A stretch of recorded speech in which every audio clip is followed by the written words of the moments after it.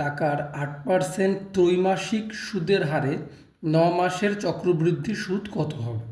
উত্তর, আমরা জানি চক্রবৃদ্ধি হারের ফর্মুলা হলো a equal to P into 1 + r/100 into n to the power n into T. এবার এখানে কোনটা কি? এখানে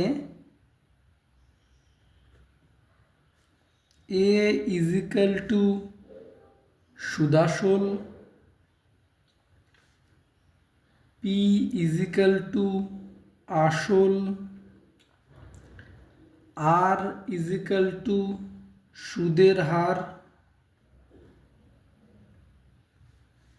এন ইজিক্যাল টু বছরে যতবার সুদের হিসেব হয়, সুদের হিসেব হয়, আর টি ইজিক্যাল টু টাইম মানে হচ্ছে সময়। এইবার দেখে নিই এখানে কোনটা কি। এখানে পি সুদাসল বলে দেওয়া নেই, বের করতে হবে। পি মানে আসল বলে দেওয়া আছে, কত? আসল হচ্ছে 2000 টাকা, 2000 টাকা। সুদের হার বলে দেওয়া আছে 8%। এন, এন মানে বছরে যতবার সুদের হিসেব হয়। এখানে ত্রৈমাসিক সুদের হিসেব মানে 3 মাস পর পর সুদের হিসেব। তাহলে 12 মাসে কতবার সুদের হিসেব হয়? 12/3 মানে 4 বার। তাহলে 3 মাস করে বছরে 4 বার সুদের হিসেব হয়, তার মানে n ইজিক্যাল টু 4। আর টি, টি মানে হচ্ছে সময়, সময় মানে হলো 9 মাস। আর 9 মাসকে আমাদের বছরে নিয়ে যেতে হবে, তাহলে 9/12 বছর ইজিক্যাল টু 3 দিয়ে কাটলে 3 3 নয়, 3 4 12 মানে 3/4 বছর। এবারে এটাকে পুরোপুরি আমরা ফর্মুলায় ফেলে দিই। তাহলে আমরা কি পাবো ফর্মুলা ফেলার পর? এ ইজিক্যাল টু, মানে এ আমাদের এখানে বের করতে হবে, এ ইজিক্যাল টু পি, পি মানে হচ্ছে এখানে 2000, 2000 ইন্টু 1 + আর মানে হলো সুদের হার মানে 8/100 ইন্টু এন, এন বের করেছি আমরা কত? 4 to the power N into T, মানে এন মানে 4 ইন্টু টি মানে হলো 3/4। তাহলে এ ইজিক্যাল টু কত হবে? 4 4 কেটে যাবে, 4 দিয়ে কাটলে 2, 2 দিয়ে নিচে কাটলে 100 হলো 50।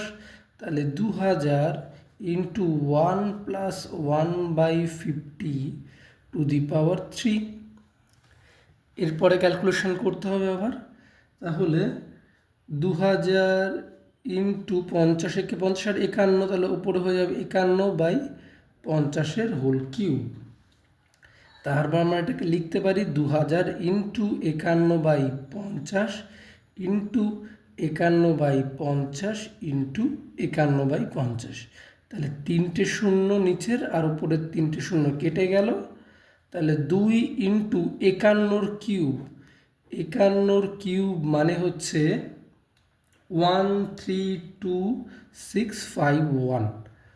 তাহলে 2 ইন্টু 51 কিউব, 51 কিউব হলো 132651 বাই 3টে 5 মানে হলো 125।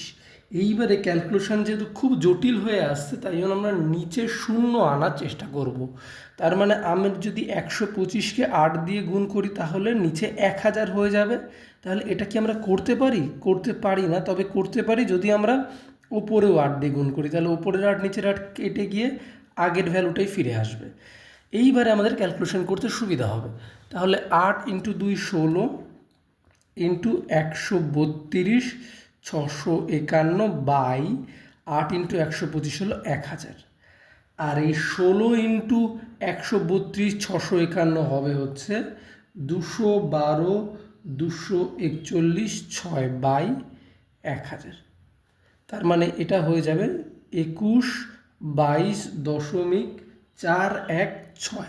তাহলে এইটা কি বেরোলো? এইটা হলো এর ভ্যালু বেরোলো 2122.416। এ মানে কি ধরেছি? এ মানে আমরা আগেই জানি, আমরা ধরেছি হলো সুদ আসল, আর আমরা আসল জানি 2000, তাহলে সুদ আসল থেকে আসল মাইনাস করলে আমরা সুদ পেয়ে যাব, মানে চক্রবৃদ্ধি সুদ পেয়ে যাব, যেটা জানতে চেয়েছে। তাহলে সুতরাং চক্রবৃদ্ধি সুদ ইজ ইকাল টু 2122.416 মাইনাস 2000, এত টাকা ইজ ইকাল টু 122.416 টাকা। অ্যান্সার।